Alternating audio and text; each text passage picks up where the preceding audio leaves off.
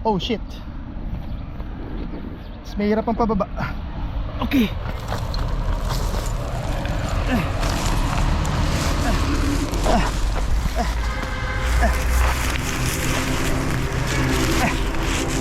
Mas mahirap ang pababa.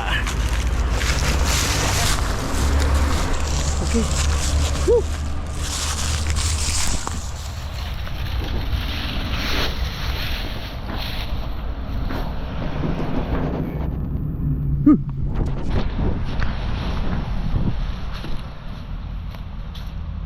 Oh, ito. Yes. Back to the road. Adventure.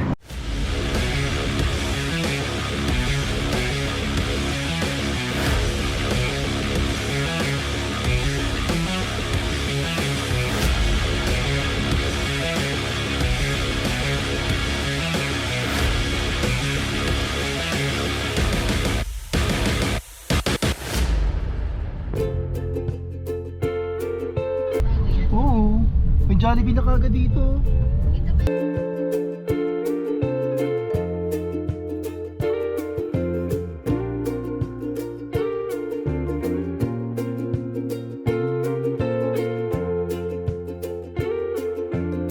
Woo!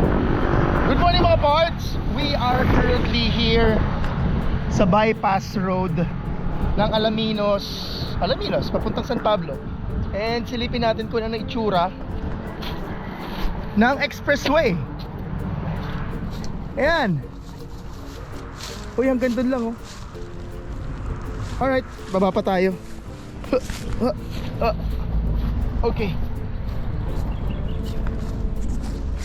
Ayun, hindi pa nga tapos. So, this is the TR4 SLEX TR4 papuntang TR5. So yun yung papuntang Santo Tomas, ito yung papuntang San Pablo. Gumawa nga tayo ng video last year about updates sa TR4 and TR5 since South Boys tayo. And nagka-travel nga tayo papuntang hometown natin sa Bicol. And we are really excited na matapos na to. So after 1 year, ito na yung updates niya.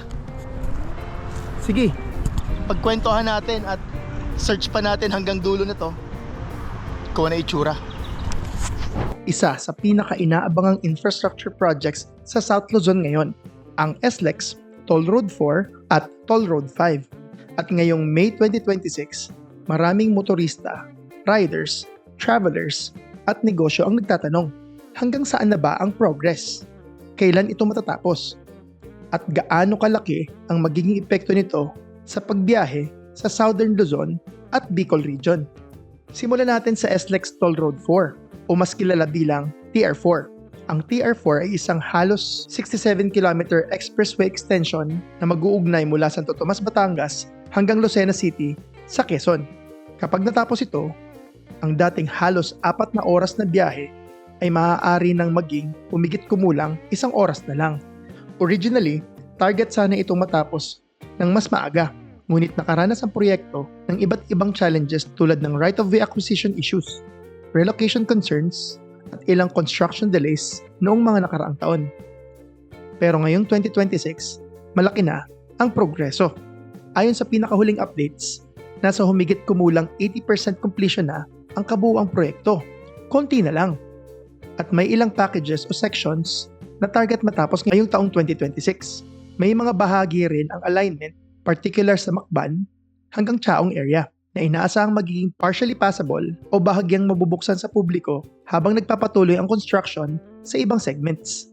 Kapag tuluyang operational na ang TR4, magkakaroon ito ng pangunahing interchanges kabilang ang San Pablo, Chaong, Candelaria, Sariaya, Tayabas at Lucena area. Ito ang magiging bagong pangunahing gateway papasok ng Quezon Province. So sinulit na natin yung pagsilit kanina kasi anytime soon may mga barriers na hindi ka na pwedeng mag-cross. So yan, ginagawa na nila dyan. Ayun pala, may daanan dun. Gusto ko tong motorin someday. Like, kahit hindi pa tapos, magmumotor mula Santo Tomas hanggang dulo ng maybe Chaong. Ma-discover lang kung ano ng itsura. Pwede ba yung daanan? Yes. Pwede, pero bawal. Ay! Ngayon naman, pag-usapan natin ang mas malaking proyekto, ang SLEX TR5. Kung ang TR4 ay extension hanggang Lucena, ang TR5 naman ang magdadala ng expressway system papuntang Bicol Region. Ang planong haba nito ay mahigit 400 kilometers mula Lucena, Quezon hanggang Matnog, Sorsogon. Kapag natapos ito, isa ito sa pinakamahabang toll road projects sa Pilipinas. Sa kasalukuyan, ang unang segment mula Lucena hanggang Gumaca ang pangunahing focus ng development. Noong 2025 at ngayong 2026, umusad ang engineering approvals at final design preparations ng Segment 1.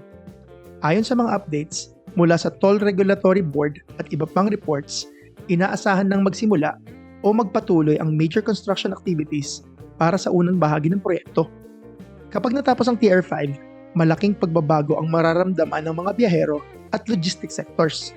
Mas mabilis na biyahe papuntang Bicol, mas maayos na movement ng goods, mas malaking tourism opportunities, at mga direktang koneksyon ng South Luzon hanggang pinakadulong bahagi ng Luzon. At magti-take advantage din dito ang mga papuntang Visayas. Pero kailan nga ba ito matatapos? Para sa TR4, base sa kasalukuyang progress at official updates, may mga sections na target makumpleto o mabuksan sa 2026, habang ang full completion ng ilang remaining portions ay posibleng mag-extend hanggang sa susunod na mga taon depende sa construction progress at right-of-way conditions. Samantala, para sa TR5, dahil napakalaki ng sakop nito at hahatiin sa maraming segments, ang full completion ay inaasahang aabot pa sa mga susunod na taon. May ilang projections at statements na nagsasabing maaaring umabot hanggang bandang 2030 bago makitang fully operational ang malaking bahagi ng buong proyekto. Sa ngayon, malinaw na ang isang bagay na nangyayari. Unti-unti nang nagbabago ang mapa ng South Luzon, mula Batangas, Quezon hanggang Bicol. Ang dating mahahabang biyahe ay malapit nang umiksi dahil sa proyektong ito. At habang hindi pa tapos ang TR4 at TR5, ramdam na agad ang excitement ng motorista, riders at travelers tulad natin. Dahil balang araw, ang ride papuntang Quezon at Bicol ay hindi na lang mas mabilis, mas marami ring oportunidad, mas maraming adventure at mas maraming lugar na maaabot sa mas mabilis na oras.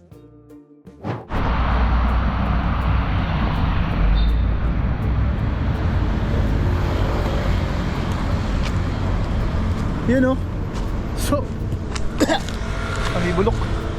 Explore tayo. That's the road papuntang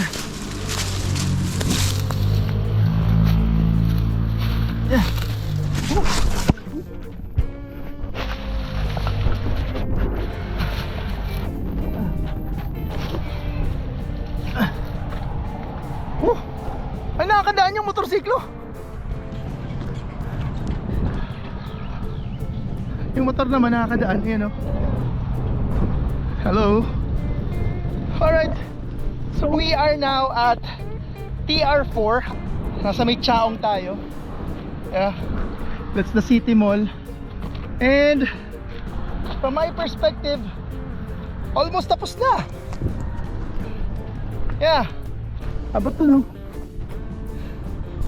Sana lang someday mamotor natin to. Kahit hindi pa tapos, let's see.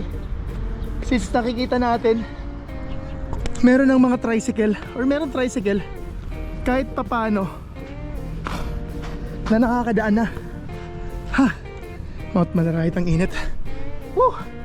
Alright, so that's for the update for the SLEX TR4. If you like this video, please give it a thumbs up and please do not forget to subscribe to the channel para updated ka sa mga videos at adventures natin. That's it for today mga pards. Sana nagustuhan yung video natin today. At lagi natin tatandaan, hilig man sa kotse o sa motor, bakit ka pa pipili? Hard work pays off.